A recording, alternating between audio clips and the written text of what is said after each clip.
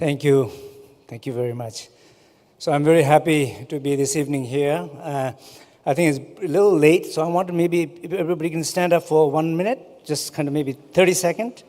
And just don't want to, I'm talking and everybody else following asleep. Okay, just stretch a little bit. Just breathe a little bit deep. Okay. Great. Thank you. Now you can sit down. So, when Deepakji was speaking, and particularly when he was talking about everything is projection, fabricated by mind, I can gradually see everybody's kind of falling asleep, not feeling very much. And then I think PJ, is it PJ?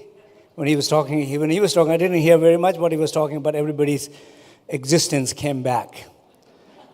So somehow in between Deepakji and PJ, maybe the magic is there, but I think some sense of where is the self? Not that it completely kind of goes down, down, down, not feel at all, or very much be entertained and you laugh and you don't know who's laughing. So I think main thing is here, it's always in this old tradition, like in Tibetan tradition, it's about, we always talk about searching for self.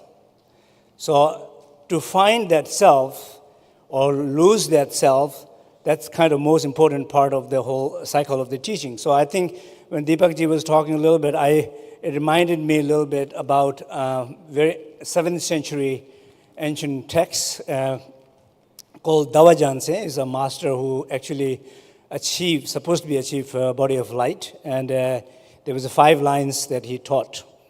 So 5 line was vision is mind. So that basically everything what you're seeing, it's your mind. So you're seeing me, I'm seeing you. Whatever I'm seeing, it's my mind. Then the second question is, what is that mind? It says, mind is empty. Third line, it says, vision is mind, mind is empty. Emptiness is clear light. So we are talking about the universe and the clear light or the luminosity. So emptiness is clear light. That's the third line. And the fourth line is clear light, it's union. So what you see and your mind, it's union. They are like inseparable. And the last line is called union, it's great bliss. So the bliss is that the experience when the appearances and consciousness, when you experience their union or experience their inseparable quality, then the bliss arises, then the quality arises. So these are very ancient teaching. Like when the master who taught this actually in the 7th century, during that time, all these teachings were known to be like a top secret. So they're supposed to be that every master who taught one student, only one student, they call single transmission. They didn't teach to second person, they only taught to one person. Whenever they taught it, they taught these lines. Whenever they taught these lines, there were stories about through the pipe, they communicate that. They did not want to hear anybody else. So they remained very, very top. But these were like not an intellectual, it's not a theory. So I think sometimes what I hear in the West is many times when these teachings are taught, sometimes it becomes very theoretical. It basically goes to the brain, so on a section, or sometimes it goes, the analysis, psychologist, then it goes very much about analyzing. Or sometimes it goes very much like a nihilist, that it doesn't exist anything. You don't exist, I don't exist, everything is projection of mind. Yes, everything is projection of mind, but that does not mean it doesn't exist. So existence is still there. But the existence is not, it doesn't exist the way we think it exists. But something is there. And something is there that universe, that luminous mind, whatever you wanted to call it, how actually you can access that. I think that's the important question, because people have practiced. When I was a teenage, one of the practices what I call is you go into the dark room. So I spent 50 days in the dark room, basically, which means like in your toilet. That's the most important part, right? So you stay in that small room for 50 days.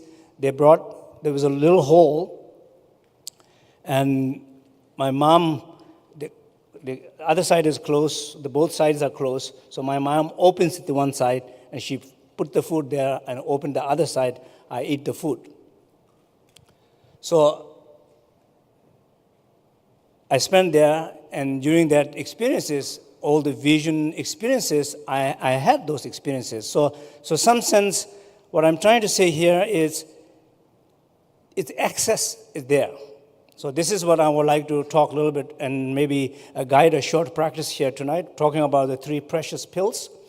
So I wanted to guide short meditation and see this possibility of accessing, actually, like on a personal level, accessing that the luminous mind, or accessing that what we call a sacred space. Sometimes we refer as the mother. So I would like to guide. So just sit comfortably, everybody.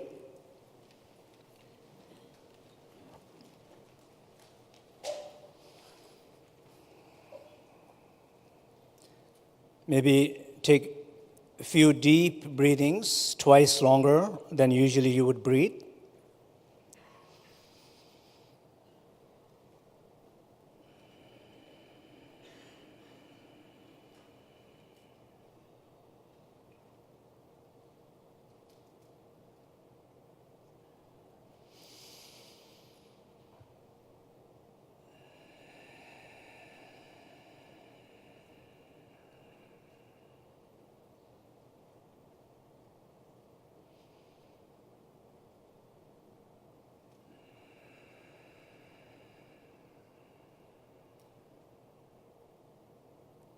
Okay.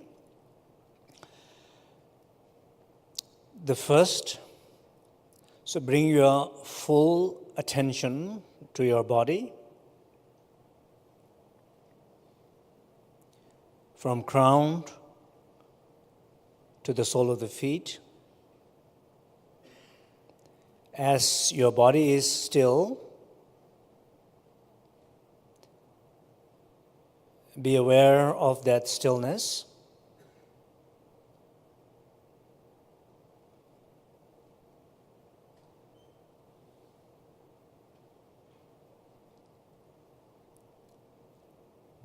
Simply be aware of that stillness.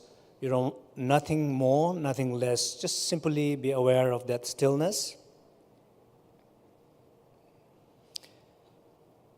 Whenever you lose the connection to that stillness, be aware that you lost the connection. Reconnect, maintain connection.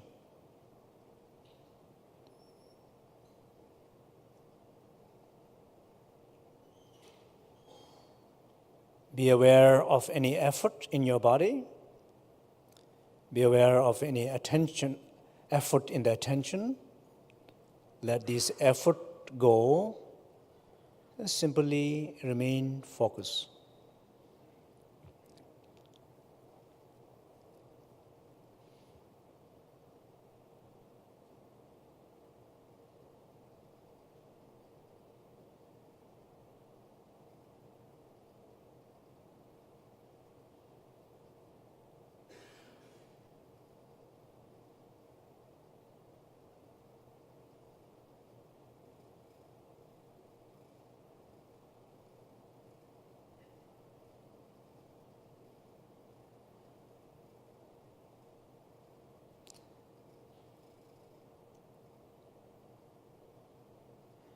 And gradually that sense of subject, the one who is focusing, the object, the stillness of your body, let them go.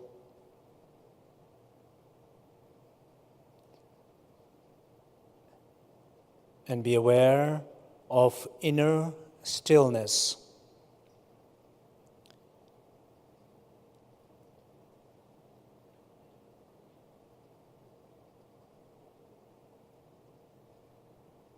The stillness of your being.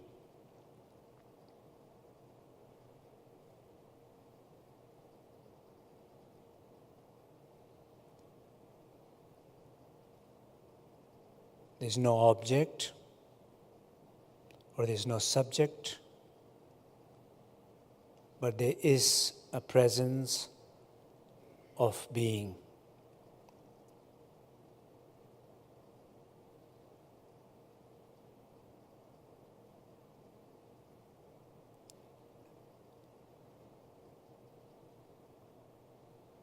You are fully aware.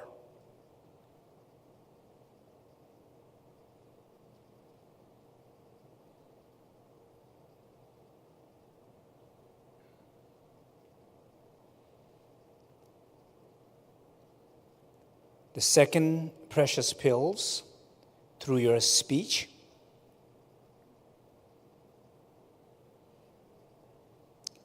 Be aware of the silence.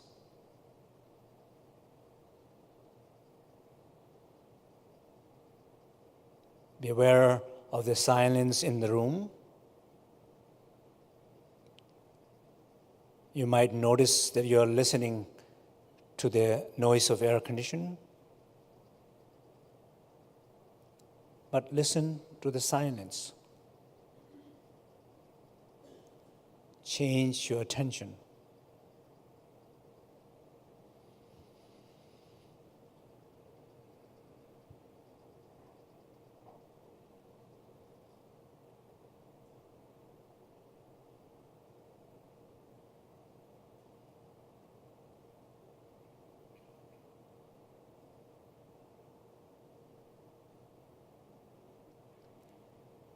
Whenever you lose the connection to the silence, like feeling dull, unclear, not alert, not vivid, just be aware of that.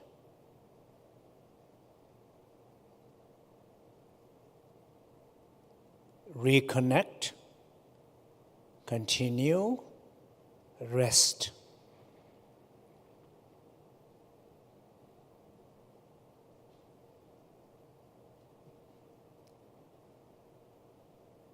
You are aware of the silence.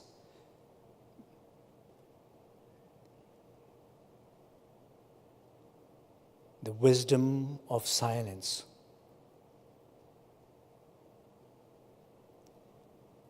And gradually, you're not listening, let listener go, or let silence go, but be aware of the silence of being. Nobody is listening, do not nothing, but the presence of silence of being is fully here.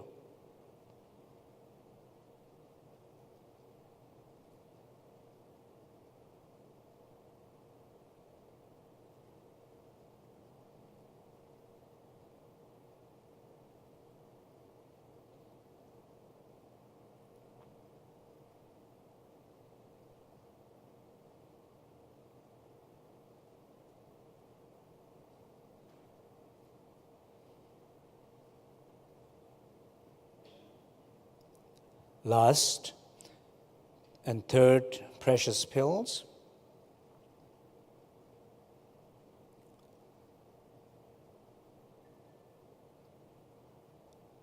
Through the door of the mind.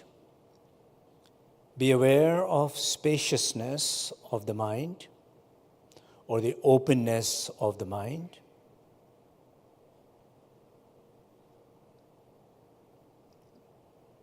the nature of mind is open and clear.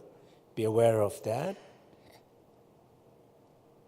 Or feel like a clear desert sky, being like a clear desert sky. You are clear desert sky.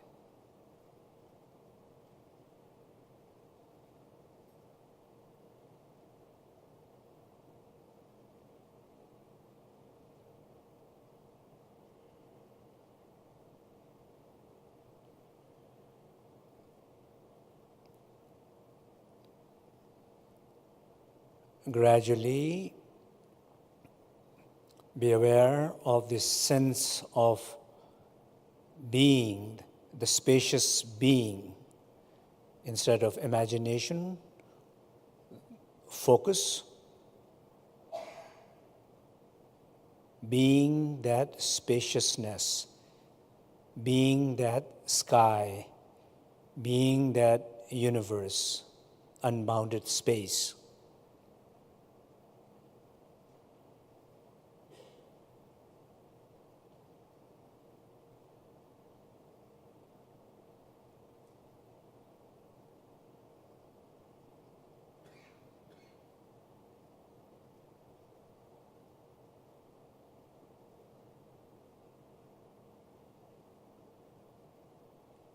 Okay, you can open your eye.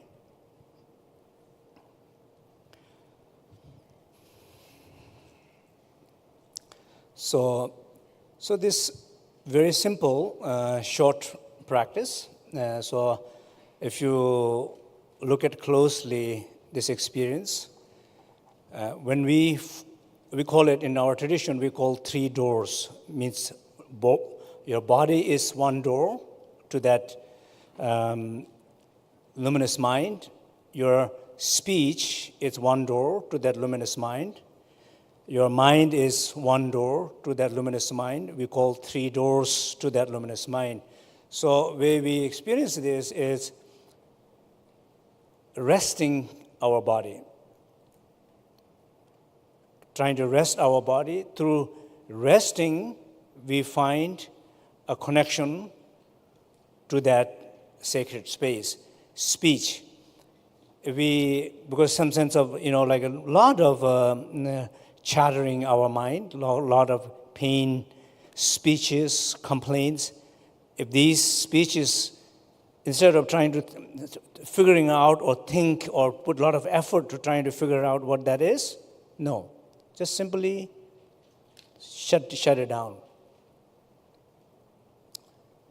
And in the way you shut it down, instead of listening to your voices inside, you just bring attention to the silence. I hear silence. Not listen to the smart ego. Listen to the silence. When you focus there, the level of focus goes deeper and deeper. And at some point, what we call like this idea of non-duality, idea of not subject and object. So you go beyond subject and object, there is only sense of silence. And when somebody is aware of that sense of silence, in our tradition we call, we say in Tibetan, Jumechi Ishi. Jumechi Ishi means a wisdom of silence. You are aware of that silence of being.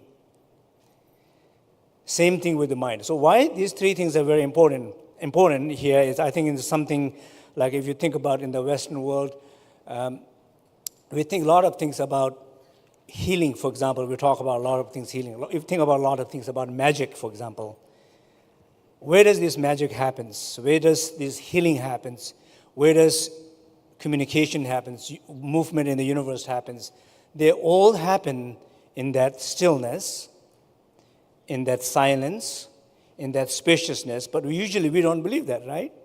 We think in order to make something happen, you have to be in charge, you have to control, you have to work hard, you have to suffer, you have to make other people suffer, then only you accomplish. We don't think about, okay, there's stillness in the body, silence, magic's going to happen. We don't think that way. But the truth is, many times in our life, when we don't control, when we let go, when we connect with our being, that is the time everything is happening. I mean, even in our tradition, I've been always interested in bringing these practices of what I call three doors practices into healing. For example, in MD Anderson Hospital, the National Institute for Cancer funded over $2 million to do specific researches with the cancer patients, about 300 people. And people who have never, probably some of them never meditated, and definitely many of them are not familiar with this tradition. But when they practice, the effect is there. The healing is there. Recently, we did an online about a few thousand people, and about 1,000 people are practicing, but about, I think, 500-600 people actually wrote the journal every single day, practicing what we call true source of healing, which basically means that you go through these 3 steps, go deep enough go beyond the sense of self. The wrong self is one who is responsible for producing problem, producing sickness, producing pain. You go some sense beyond that and finding the awareness and hosting all the challenges and physical and emotional pain, hosting in that space, in that sacred space, in that sacred light. When people host it that way, like a 30-40% physical pain has reduced. So it's not like the reduce basically means it's not like you're putting effort trying to do so much thing. The opposite. You're trying to be and rest, and you allow things to happen in that space. So that's what is, it's constantly in old tradition, again and again, these are very much improved. People have done throughout the century in Tibetan tradition, yogis have practiced these things. It's nothing, many times when people say scientific community saying they discover one thing, they discover 2 things, for us, these are known. The only thing is probably they did not publish in scientific journals, medical journals and those things, but these are very much known and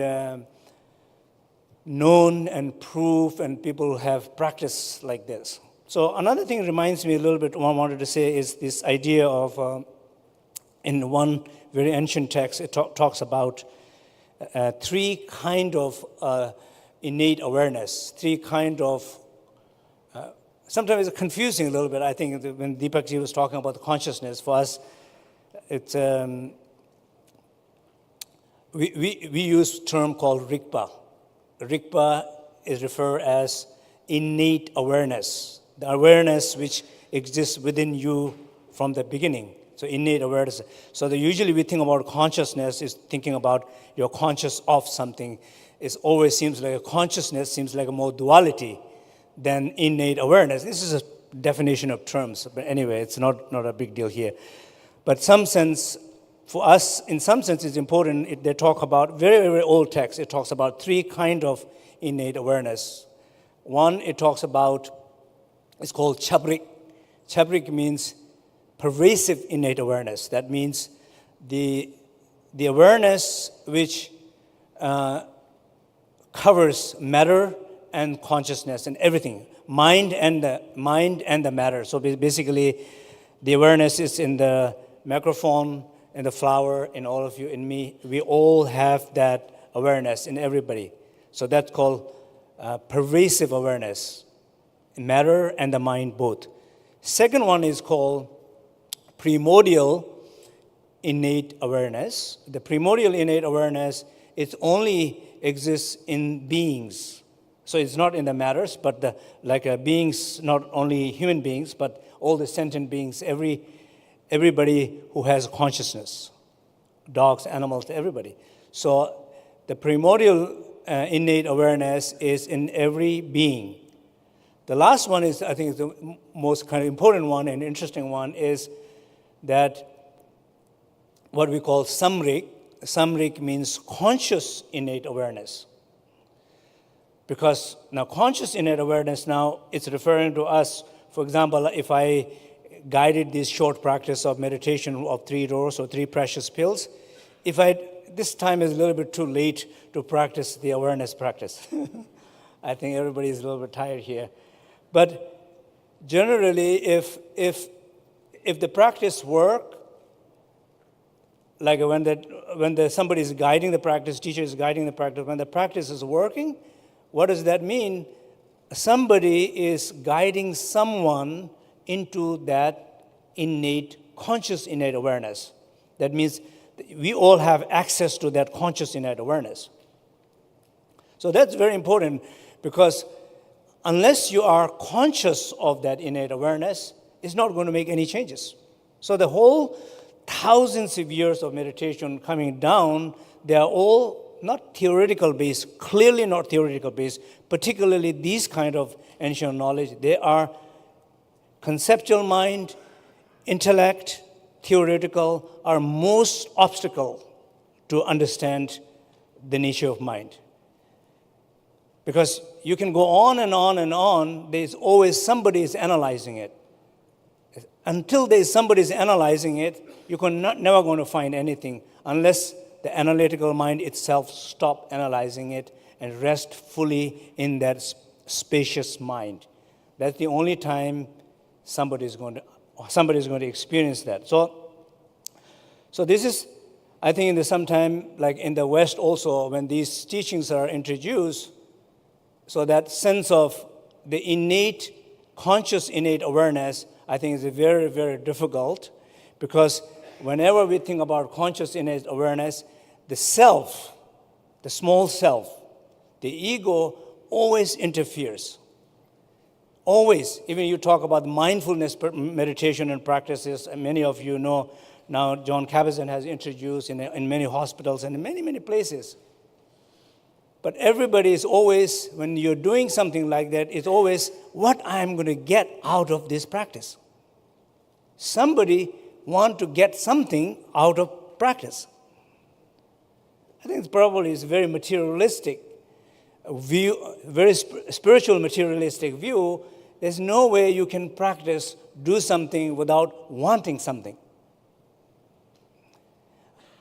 Does it make sense? So I think it's very much kind of really like a problematic in terms of truly sense of understanding that ancient wisdom tradition. I think the only way, the closest possible way to understand that will be less of that materialistic view, less of that dualistic view. What does that mean? It comes down to in oneself, the sense of self, ready to tame that sense of self, not always be entertained, because we want it to be always entertained. Can you have a moment where you don't need entertainment? Unless, if you can in your life, unless you have a moment, different moments in your life where you don't need entertainment, then forget about enlightenment. There's no enlightenment, because you needed to be entertained, ego needed to be entertained all the time. So I think, just to conclude here, is thousands of years of old tradition. There is very specific ways in which these experiences are introduced. And because of our intellect, theoretical, conceptual mind is so strong here, particularly in the West, and we lose this possibility of accessing that truth. So if we do want to access the truth, we have to watch that mind and that self. Okay? Thank you very much. Yeah. Thank you.